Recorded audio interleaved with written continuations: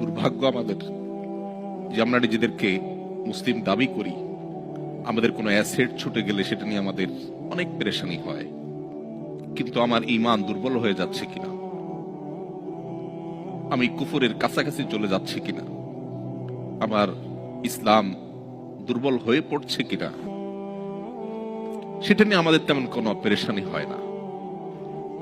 আজও যে সমস্ত মুসলিম পৃথিবীর বিভিন্ন প্রান্তে, এমনকি মুসলিম সমাজ এবং সোসাইটির মধ্যে বসবাস করেও নিজের ইসলামী আইডেন্টিটি ধরে রাখতে পারেন না, তাদের সবচেয়ে বড় ঘাটতি এবং দুর্বলতার জায়গাটা হলো ঈমানের দুর্বলতা।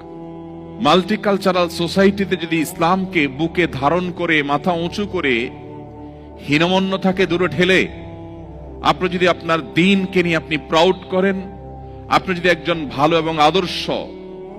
মুসলিম হিসেবে নিজেকে আপনি উপস্থাপন করতে পারেন, আপনার ফ্যামিলিকে যদি আপনি গড়ে তুলতে পারেন,